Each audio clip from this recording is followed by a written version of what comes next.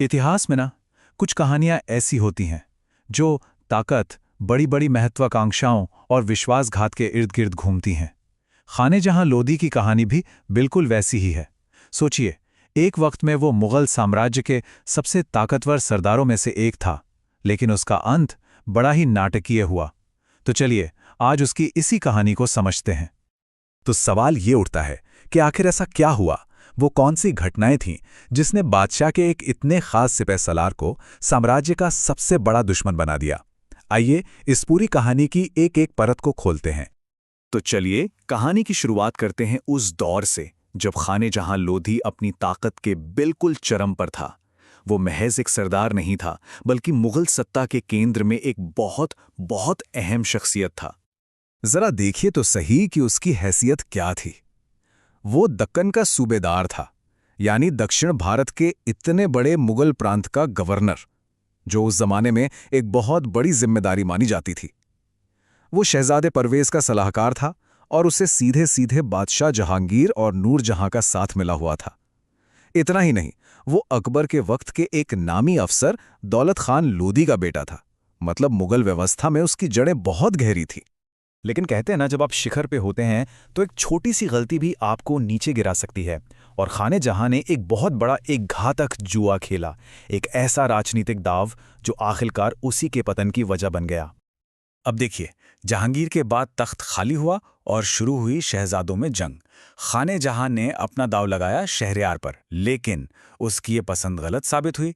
जीत हुई शाहजहां की, और बस इसी एक फैसले से खाने जहां ने अनजाने में ही सही अपने लिए एक बहुत ताकतवर दुश्मन तैयार कर लिया था। और यहीं उसकी महत्वाकांक्षा खुलकर सामने आई। जब साम्राज्य में ये उथल-पुथल चल रही थी, तो उसने मौके का फायदा उठाने की सोची।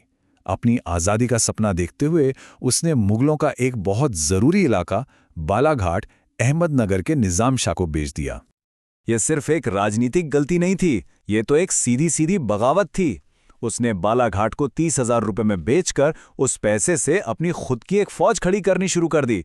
इरादा बिल्कुल साफ था, वो अपनी ताकत बढ़ा रहा था, शायद मालवा पर कब्जा करने के लिए।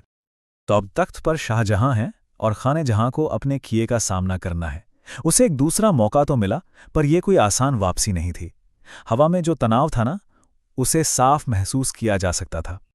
हैरानी की बात है कि शाहजहां ने शायद उसकी पुरानी सेवाओं का ख्याल करके उसे माफ कर दिया, यहां तक कि उसे दक्कन का सूबेदार भी बने रहने दिया। लेकिन एक शर्त रख दी कि उसे बालाघाट का वही इलाका वापस जीतना होगा जो उसने बेचा था। ये माफी कम और एक इम्तिहान ज्यादा था, ये देखने के लिए कि क्या वो अब भी वफादार है। मगर यह माफी भरोसे की नींव नहीं बन पाई, बल्कि यहीं से शक और डर का एक ऐसा सिलसिला शुरू हुआ जिसने आखिरकार खाने जहां को खुली बगावत की तरफ धकेल ही दिया। देखिए, यह शक का दायरा कैसे बढ़ा। सबसे पहले तो उसने बालाघाट वापस जीतने में टाल मटोल की, जिससे बादशाह का शक गहरा गया। फिर उसे आगरा दरबार में हाजिर होने का हुक्म मिला। उसके बाद उसकी ताकत का सबसे बड़ा जरिया दक्कन की सूबेदारी उससे छीनकर महाबत खान को दे दी गई। और आखिरी कील तब ठुकी जब नए वजीर ने उसके हिसाब किताब की सख्त जांच शुरू कर दी। खाने जहां समझ गया था कि अब वो 30,000 रुपए की रिश्वत छिपा नहीं पाएगा। उसे लगा कि उसके लिए सारे रास्ते बंद हो चुके हैं और वो आगरा से भाग निकला। बस उसके भागते ही विद्रोह का बिगुल बज गया। अब खाने जहां का सामना सिर्फ बादशाह से नहीं, बल्कि पूरे मुगल साम्राज्य की ताकत से था, और शाहजहां ने इस बगावत को पर्सनली लिया था। अब जरा दोनों तरफ की ताकत को देखिए। खाने जहां के पास उसके अफगान वफादार थे और अहमदनगर का साथ था, लेकिन शाहजहां ने बड़ी ही चालाकी से काम लिया। वो खुद दक्कन पहुंचा और मराठों को अपनी तरफ कर लिया। यहां तक कि शिवाजी के पिता शाहजी भोंसले ने भी अहमदनगर का साथ छोड़कर शाहजहां का हाथ थाम लिया। ये एक जबरदस्त चाल थी। शाहजहां ने खाने जहां के ही दोस्तों को उसके खिलाफ खड़ा कर दिया था। तो अब खेल अपने आखिरी दौर में था। खाने जहां का विद्रोह बिखरने लगा था और उसके पास भागने के लिए अब कोई जगह नहीं बची थी। आप देखिए, ये सब कितनी तेजी से हुआ। 1628 में उसे माफी मिली, 1629 में वो भागा, और सिर्फ 2 साल के अंदर 1631 तक उसकी कहानी खत्म हो चुकी थी। ये विद्रोह भले ही छोटा था, लेकिन था बहुत भयानक। जंग के मैदान में उसकी हालत अब बहुत खराब हो चुकी थी। सोचिए जरा, मुगल सेनाओं ने उसे 3 तरफ से घेर लिया था। भागने का अब कोई रास्ता बचा ही नहीं था। और फिर जो उसकी आखिरी उम्मीद थी वो भी टूट गई। उसका सबसे बड़ा सहारा अहमदनगर, उसने भी मुगलों के दबाव में आकर उसका साथ छोड़ दिया। अब वो इस लड़ाई में बिल्कुल अकेला था।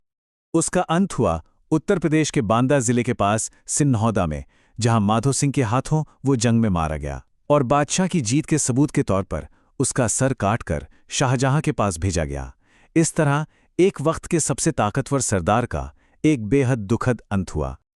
तो आखिर में सवाल यही रह जाता है, क्या खाने जहां एक ऐसा काबिल इंसान था जिसे उसकी अपनी ही महत्वाकांक्षा और गुरूर ले डूबा, या फिर वो सिर्फ एक गद्दार था जिसने अपने बादशाह और सल्तनत को धोखा दिया?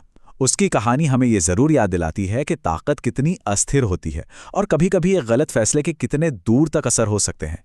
इस पर सोचने के लिए बहुत कुछ है।